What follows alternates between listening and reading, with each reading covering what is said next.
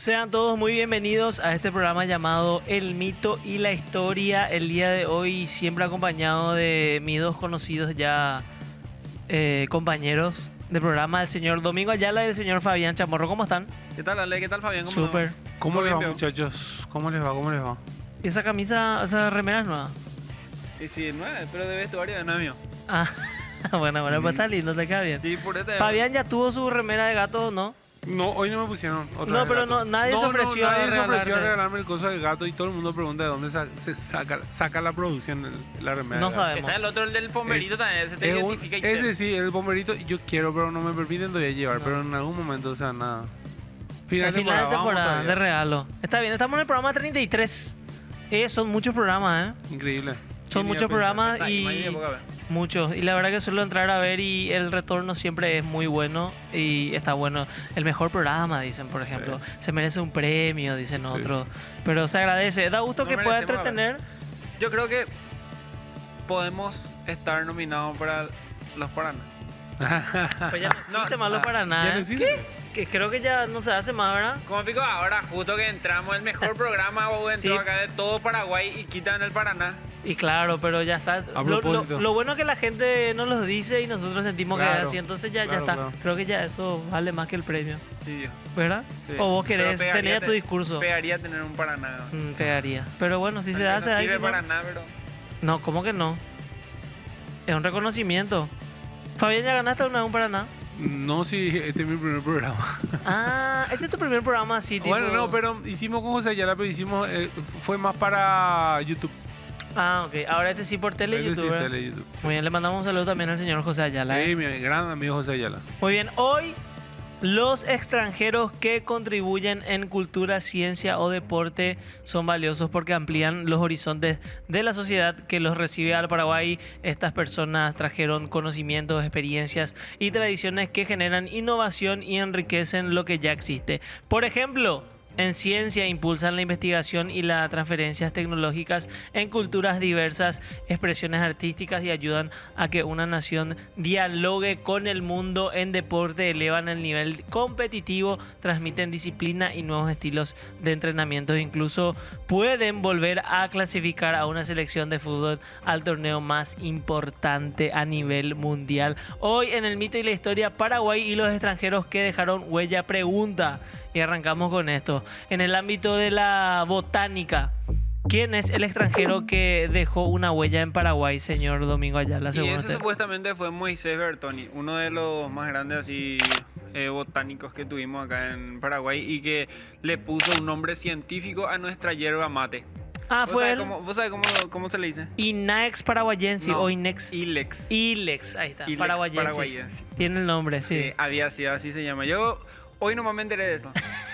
Sí, tiene el nombre. La yerba mate tiene el nombre Empecé a paraguayo. investigar así, estaba leyendo y... Pero no sabía que era Moisés Bertoni. Yo lo conocía por calle nada más. ¿Conoces la calle Moisés sí, Bertoni? yo escuchaba su nombre por calle, nomás estaba así en propaganda de radio y esos lugares. Algo ahí Decía, era Moisés Bertoni que se lo escuché. esquina Moisés Bertoni, fulana, tal. Sí. Ah, muy bien. Entonces, señor Fabián Chamorro, ¿es cierto eso? Sí, está en otro nivel, estaba Moisés Bertoni. ¿En Él, serio? pero, ¿de qué nacionalidad? Suizo. Nosotros, los paraguayos, tenemos que estar muy agradecidos con varios extranjeros que vinieron y trabajaron acá en diferentes aspectos. El famoso sin apoyo de nadie. Moisés Bertoni llega a la región con la intención de internarse en algún bosque para explorar y comenzar a trabajar con plantas. Amante de eso. Amante de la naturaleza, llega ya por 1884 a Argentina. El gobierno argentino sí que tenía ya otra mentalidad a través de su presidente Julio Argentino Roca, le dice: ¿dónde te querés ir? Nosotros te vamos a dar todas las facilidades. Y se instaló hacia la zona de Misiones, Argentina. Misiones Argentina. Santa Ana se llama la localidad. Y estuvo trabajando ahí un tiempo. Y después por una... ellos habían llegado como una colonia, porque eran varios suizos. Y parece que hubo algún problema interno. Entonces él comenzó a buscar otros lugares. rumbo. Y así llegó a Paraguay. Ya casi en la década de 1890. ¿Y saben dónde se interna, muchachos? Se va y se interna sobre el río Paraná. En aquella época, o sea, hasta ahora, si vos querés subir el río Paraná, es toda una travesía. Hoy en día tenemos rutas y eso. Bueno, en aquella época no había rutas. O sea, no había opción más que era un bosque. Todo lo que nosotros conocemos desde Ciudad del Este hasta Coronel Oviedo era todo bosque. De hecho, es el bosque del... El Caguazú por eso se llama así. Claro, porque pero- era un gran bosque. El gran bosque del... Bosque Atlántico. Bosque El bosque- Atlántico, era a sí. continuación que venía un bosque que empezaba en el Atlántico y llegaba hasta, pasaba todo el territorio hasta el territorio que conocemos como Chaco. Bueno, el tema es que él se instala en le da el nombre el de Puerto Guillermo Tell, que es una leyenda de un suizo, justamente él era de Suiza, que hoy en día se conoce como Puerto Bertoni, que está en el distrito de Presidente Franco. Cuando él llegó, No había nada. solamente encontró algunas poblaciones indígenas. Recordemos que en la ¿Cómo? época de Stroessner recién manda a hacer lo que Sí, sea la puerto, ruta, ¿verdad? claro, O sea, imagínate en recién ese comienza a tiempo. abrir. Y comienza a experimentar con todo lo que había. Con las plantas, con los animales. O sea, De y todo comienza investigado. a documentar, comienza a escribir. Por eso les digo, si no fueran por los extranjeros, Paraguay no tendría una base de datos con respecto a todo lo que tiene hoy en día. Y este señor se encargó, hizo una familia enorme. En Suiza ya tuvo creo que 4 o 5 hijos. En Argentina tuvo uno más. Y acá en Paraguay tuvo 5 más. 11 hijos en total. Y con sus hijos hizo esa comunidad con su señora. Y con mucho trabajo después comenzó a llegar justamente a Asunción todo lo que él venía trabajando con temas lingüísticos. Él tuvo cercanía con una tribu guaraní, y con esa tribu guaraní comenzó a documentar todo. Por eso es que muchas de las plantas que él documenta, creo que llegó a darle nombre a 90 especies de plantas, casi todas les puso nombre en guaraní. El caje, por ejemplo. Ah, le puso Stevia es el caje, que él es el que data científicamente, él es el que le da las propiedades y demás. El Estado paraguayo lo contrata para ser uno de los docentes primero y después el encargado de lo que sería hoy la facultad de agronomía. Que cuando eso era una escuela de agricultura. ¿Y dónde funcionaba esta escuela? Funcionaba en el jardín botánico. Él es el que también es uno de los pioneros del jardín botánico. Ahí funcionaba la escuela y uno de sus estudiantes fue nada más y nada menos que José Félix Díaz Rivas. José Félix Díaz Rivas, antes de meterse en la milicia, primero terminó esa escuela agrícola que dirigía Moisés Bertoni. Y a pesar de ser suizo, los suizos generalmente hablan 3 idiomas porque tienen 3 idiomas oficiales que son francés, alemán e italiano. También cultivó el guaraní. O sea, imagínense para un extranjero, porque Domingo nació en un ambiente donde se habla guaraní, vos también, yo también lo escuché desde muy chico, entonces es fácil asimilar el idioma, pero Imagínate tuvo que de venir a otro lado, aprender de sí. cero. Y sin embargo así dejó muchísimos tratados de guaraní también, estudió meteorología, se preocupó, por eso es que hasta hace muy poco se usaba el calendario Moisés Bertoni porque él había calculado cuándo iba a llover, cuándo no, cuándo iba a haber más luna llena, o sea, Tipo por las temporadas. y eso. observaba todos los días el cielo, anotaba eso y gracias a eso él pudo hacer un calendario climatológico del Paraguay, así que su aporte es enorme. Él termina muriendo, le termina picando un mosquito que le enferma, creo, malaria o paludismo, y muere en Foz de Iguazú, donde como él estaba más cerca de ahí que de cualquier localidad de Paraguay, entonces lo tratan ahí y él nunca se entera que unas semanas antes murió también su señora. Sí. O sea, termina muriendo prácticamente en 1929. Capaz a su señora le mató la depresión. No. Antes. Casi murieron al mismo tiempo. Ah, casi al mismo tiempo. Y un año después de su muerte, el 30 o el 31, el gobierno paraguayo de José P. Guyari nombra un distrito de Paraguay con Moisés Bertoni, un distrito que creo que de Cazapá, sí, Cazapá. Estación Sosa, la estación Sosa lleva el nombre de Moisés Bertoni en honor a este gran científico que los aportes que dejó a Paraguay son inmensos realmente. Qué grande, vos no sabía tanto. Increíble lo que hizo Moisés Bertoni. Que, ¿verdad? Nosotros sí que ni importancia le damos. No. O sea, nunca nos pusimos a investigar y eso porque la calle se llama Moisés Bertoni. No, y Justamente se hoy llama gran Moisés parte de su acervo, lo que él hizo por el Jardín Botánico, se está perdiendo. El Museo Natural del Jardín Botánico está en peligro. Y no hay Museo un Natural, interés, y no hay un interés de recuperar todo eso y recuperar y justamente enseñar a partir de ese lugar, porque la idea de Moisés Bertoni era justamente que todo lo que él baje, con respecto a conocimiento, después que llega al común. Muy bien, acá veo un nombre que ya lo había escuchado anteriormente, pero bueno, hay que hablar del otro rol que fue fundamental, el señor William Patz. Fue uno de los más destacados El entre los decano. comerciantes. El decano. Él fue el decano, ¿verdad? Sí, él Sí, él fue el que trajo supuestamente la pelota y esas cosas. Pero según se dice por él que era muy tibio también. Él. O sea que era muy bueno y por más que tenía mucha plata pasaba muchas necesidades porque no podía decir no y eso. Y tuvo muchos problemas. Pero fue comerciante, ¿verdad? Sí, fue comerciante. Se pero sabe que perdió más o mucha plata supuestamente por eso también. por calidad. Por una ceja o guapa la mitad. Era duro y ahora, ¿entendés? Que es cierto que William Patz fue un comerciante muy importante. Fue un importante comerciante. Llegó a Paraguay, primero vino a Argentina. Le habían invitado para venir a Sudamérica. Muy joven, salió de... Cuando ese le conocíamos como Holanda, hoy le conocemos como Países Bajos. Sí. Llegó primero a Buenos Aires y buscando quizás nuevas aventuras, subió hasta Asunción y se enamoró de Asunción. Se casó con una paraguaya justamente. Y comenzó primero, él era perito contable, lo que sería un contador público hoy en día.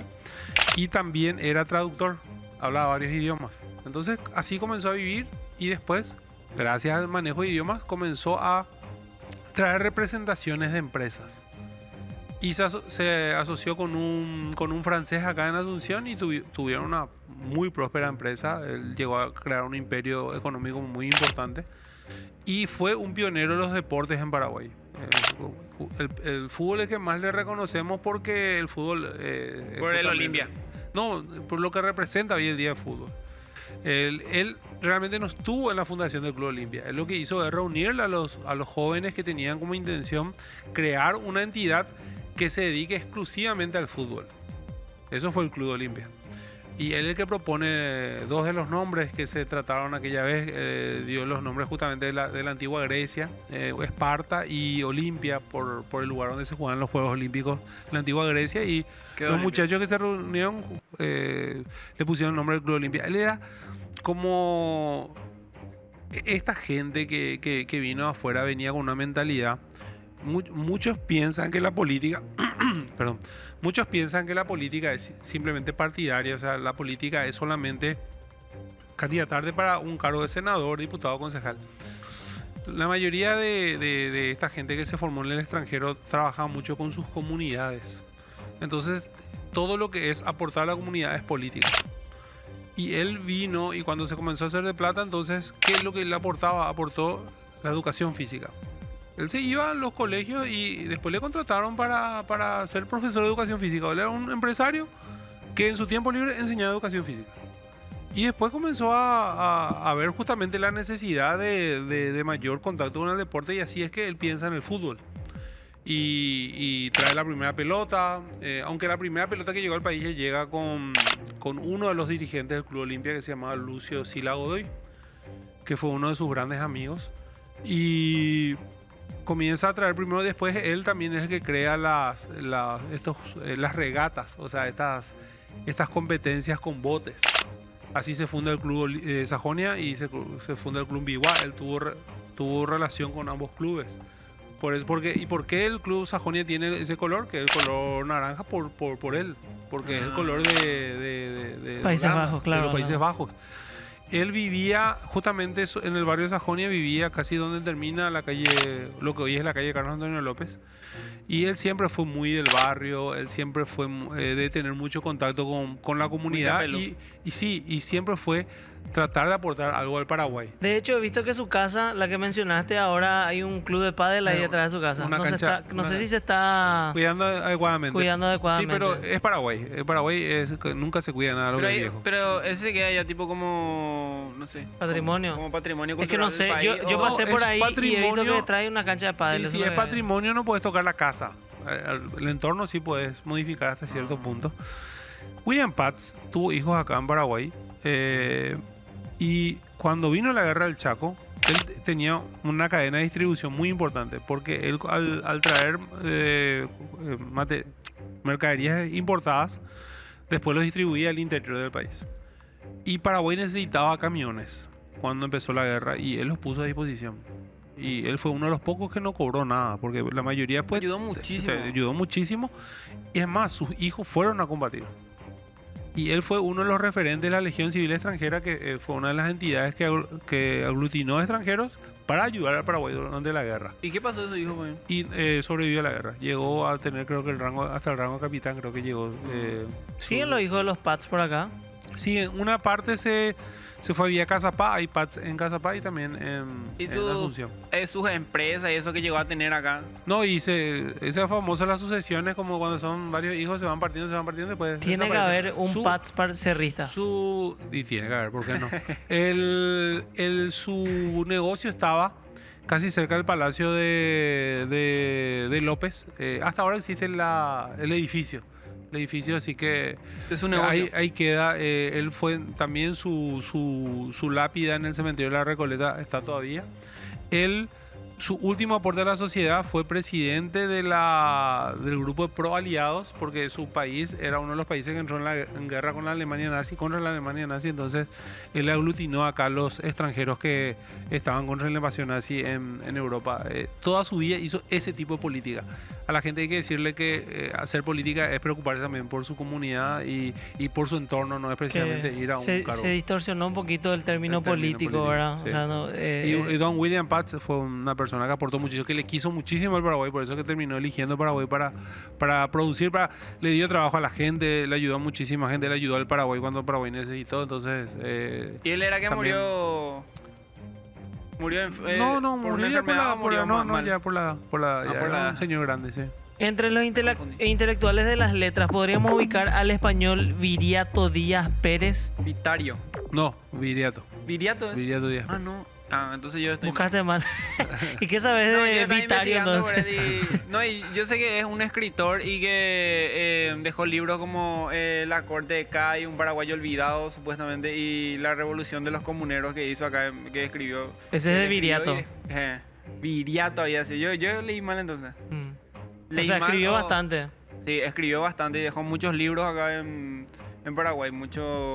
Aportó mucho a la escritura. ¿Qué hay de cierto con eso, señor Fabián?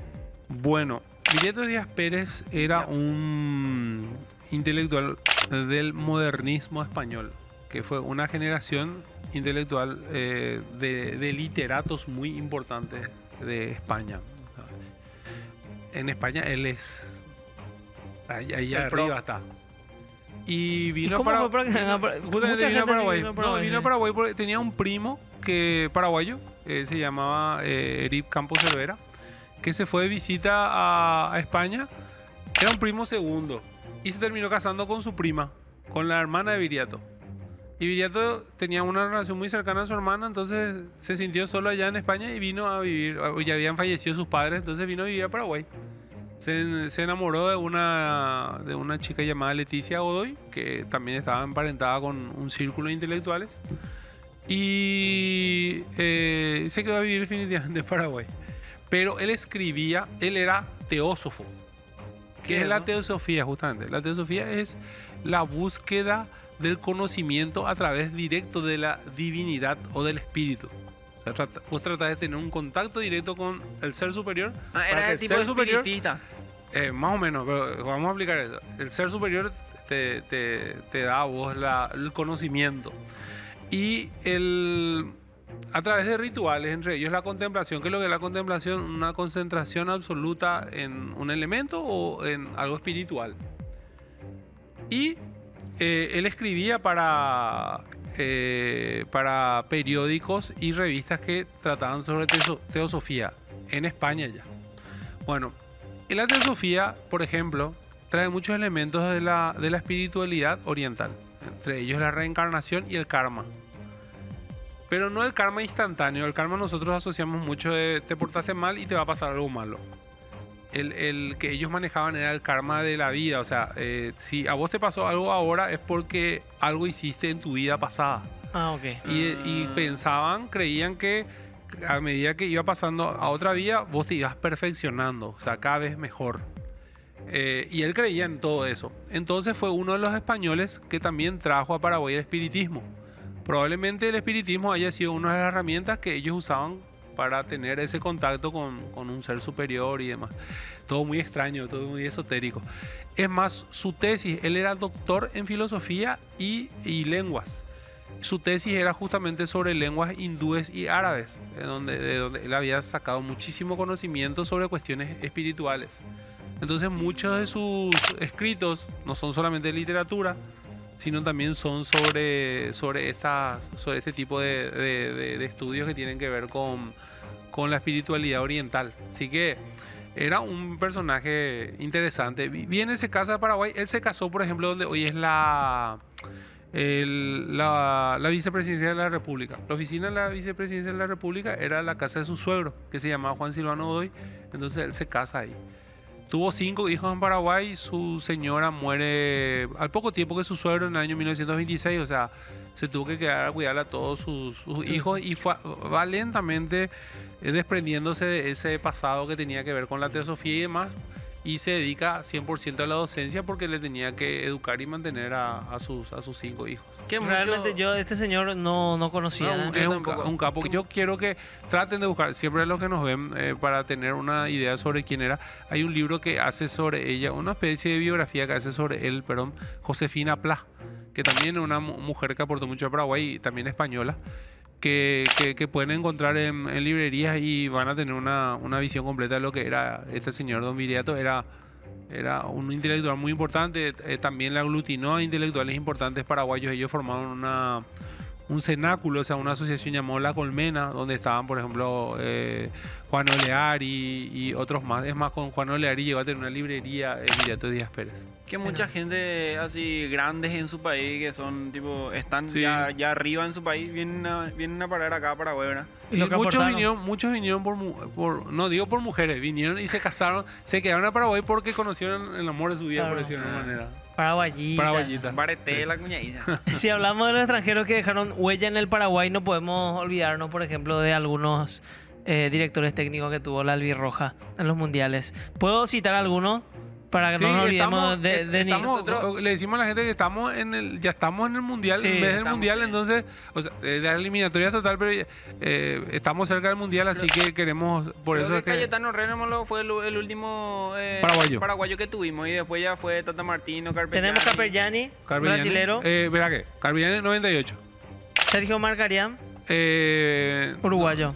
no, 2002, pero no fue o sea, el técnico al final, o sea, fue de la eliminatoria. Porque Maldini, Maldini fue el técnico del mundial. Amado por todos. Malini. italiano. Aníbal, este yo ya me El Maño acuerdo, ya Ruiz. era mi época. El Maño Maño Ruiz, Ruiz, sí, uruguayo. Gerardo Tata Martino, argentino. Argentino. Y el último que nos devolvió las esperanzas. Le queremos, le Alfaro. amamos. El señor Gustavo Gustavo Alfaro. Sí. Increíble. Loco, Capela. Toditos extranjeros y todos rioplatenses. O sea, primero de los que dije. Ah, no, perdón, el brasilero. El primero Y brasilero. bendito sea la Copa América que hizo que nos crucemos con Costa Rica. De Costa Rica. Sí. Sí. Y que viste, ese tipo queda mal, pero es como que nosotros le dimos a la novia de nuestro amigo, ¿verdad? Y dijimos, Bueno, la verdad que Epa. Costa Rica no es nuestro amigo tampoco. Tampoco, O sea, era no medio es nuestro amigo, lejano. es lejano. Epa, pero mira, vimos la forma de juego de Costa Rica y nos Sí. identificamos. Sí, O sea, sí. dijimos, ese es el Paraguay, el que se tranca en el fondo y busca nomás y alguna... realmente Costa Rica era a nadie y Alfaro nomás le cambió Sí, todo. Alfaro. Y también en Ecuador también revolucionó. En Ecuador y en Costa Rica, que ya había tenido un buen desempeño en el Mundial, Sí. pero se plantó a una Brasil que venía como para llevar, pero para Lo que aplastar a hizo, cualquiera. yo creo que lo que Alfaro, bueno, no estoy descubriendo nada, es definitivamente el hecho de cambiar la mentalidad, porque el mismo equipo que venía perdiendo hace ratísimo, al que a todos ya le queríamos dar de baja, y sin embargo con ese mismo equipo Alfaro demostró que Con los mismos con los jugadores. mismos jugadores, y evidentemente es una cuestión que pasa por lo psicológico muchas veces, y este señor cuando uno le escucha hablar de todos esos técnicos que dijimos, el que más o menos se le parece en ese sentido es el Tata, porque si ustedes son jóvenes, pero Marcarián, el mismo Carpellani estaba muy Taurogna. lejos de eso, estaba muy lejos de este tipo de discurso que da Alfaro, y que realmente te da mucha esperanza. Y lo bueno que yo veo es la influencia positiva que tiene en la mentalidad del paraguayo en general. Yo trato de no mezclar mucho fútbol con nacionalismos y demás, pero la forma que él está encarando y la forma en la que él habla y cómo eso llega al paraguayo me parece demasiado positivo. Da gusto y mucha gente le banca, mucha gente... Siento que siente lo que nosotros sentimos, ¿verdad? Yo creo que hay un abrazo que se da con Julio Enciso en el último partido que juegan acá de local, donde llora y le Enciso, abraza, claro. y el tipo está sonriente con los brazos abiertos, ¿verdad? Abrazándole. Y yo recalco, son los mismos jugadores que no rendían en ningún partido, lo que hoy en día nos están dando esta felicidad de que estamos a punto de volver a un mundial después de tantos años. Qué loco, ¿verdad? Porque él nos hace tipo sentirnos ahí parte del equipo. O sea, pareciera que nosotros estamos ahí con los jugadores en el medio, en las conferencias, y eso él nos hace sentir eso. Por eso es que la gente demasiado le quiere. Yo creo que en algún momento alguien va a salir a hablar todo lo que Alfaro les dijo en su momento, ¿verdad? Desde el minuto Claro. 1. Y creo que eso cambió, ¿verdad? Lo que dijimos en el programa pasado, el Tata diciéndole a los jugadores, vamos a salir campeones del mundo, así que yo me imagino lo que este hombre le va a decir sí, el Tata se animó a decir eso. Hay que decir, Alfaro también se anima. Muy bien, señor Encina, ¿tiene alguna pregunta? Encina, que nos estaba acompañando, no suele estar Encina... A esta hora. Sí, a esta hora. Porque tiene otra gente Compromiso. más importante. No, el mito y la historia es lo más importante. Hay algo que a mí no me queda claro todavía y es qué es lo que pasó en la selección. Por eso Marcarián tuvo que dejar la conducción técnica y asumir Maldini en el 2002 para el Mundial. Y Marcarián venía de una relación ya compleja con los dirigentes y también con la prensa.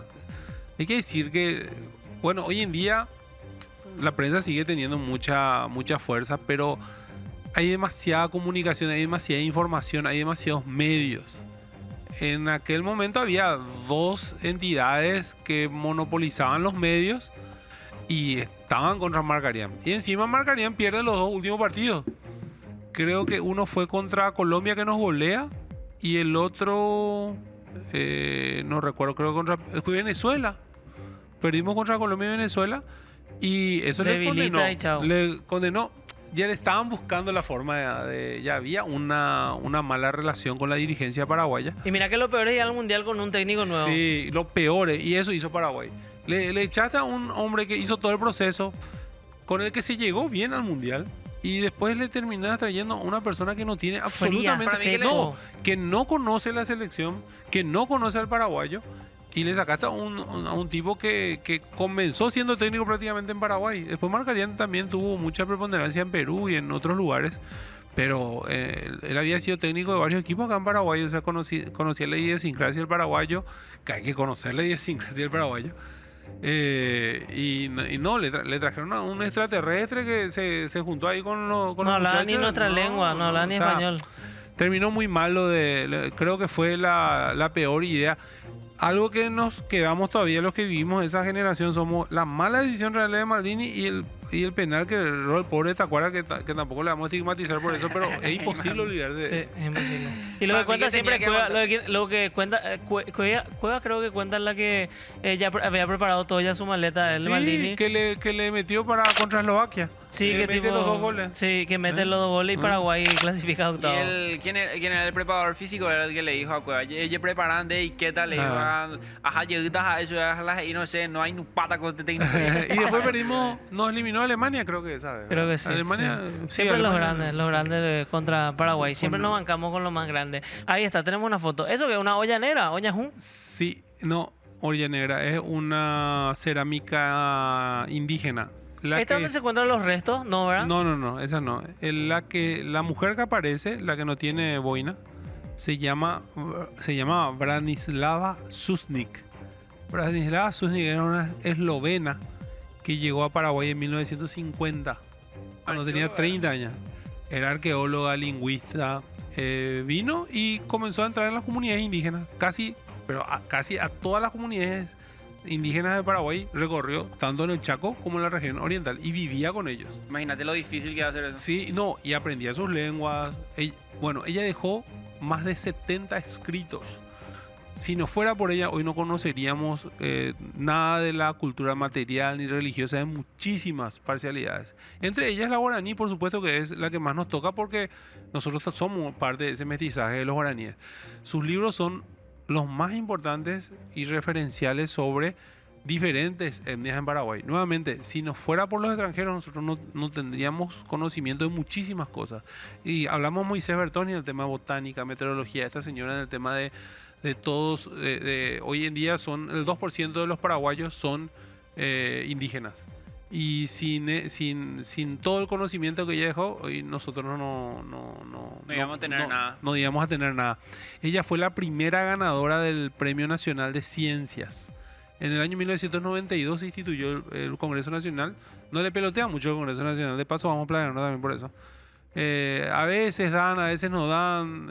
También lo mismo hacen con el Premio Nacional de Literatura. Bueno, esta fue la primera persona que ganó el Premio Nacional de Ciencias allá por el año 1992. Fallece ella 4 años después. Creo que murió en el 96 o 97.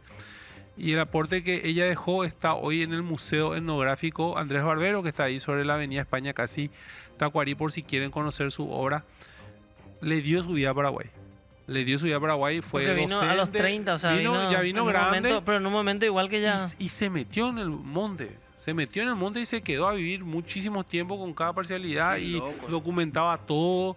Y gracias a ella tenemos hoy...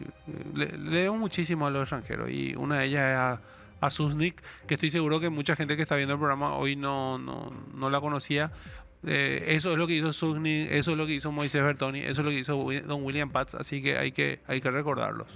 Muy bien, excelente. Y justamente, nada, creo que este programa sirve para eso. Claro. Yo mismo que presento y que estoy acá, hay muchos que por nombres no conozco, a veces sí, a veces me da la curiosidad, por ejemplo, Artigas en su momento googleé y dije, ¿quién es lo que fue Artigas, verdad? Y tipo, ahí recién te enterás que fue un extranjero también, justamente, y así, muchas personas que hoy en día tienen su nombre en calles también, hay muchas personas que aportaron y ni siquiera tienen un nombre, o sea, no tienen una calle, con su nombre, y así está es. bueno que podamos resaltar esto y de que la gente sepa que existieron y que aportaron y que hoy también forman parte de nosotros, de nuestra historia, y creo que ese es el final de este programa, ¿verdad? Que sea entretenido y de que puedas saber y que además puedas investigar, ¿verdad? Porque creo que está todo- nosotros contamos un poquito acá, ¿verdad? Lo Como que para sabe que la gente Fabián. pueda Que se le leer. reconozca algo. Hay biografías, si quieren pueden comprar, están los libros de Don Moisés Bertoni, está también de Branislav Susnik, está también de William Patz.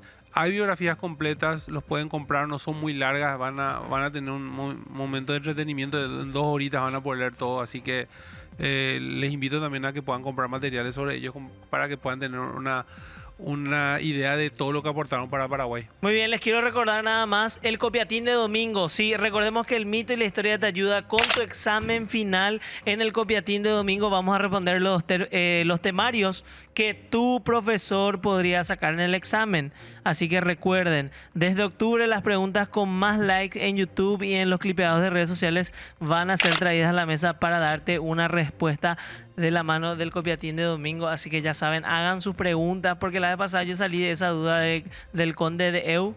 Era tipo el chongo del que le De Mena mataron y Barreto. por eso sí. De Mena Y me Barreto. desmintieron eso, por ejemplo, que era algo que era así súper, que me decían, no fue así. Bueno, mentira, era un mito.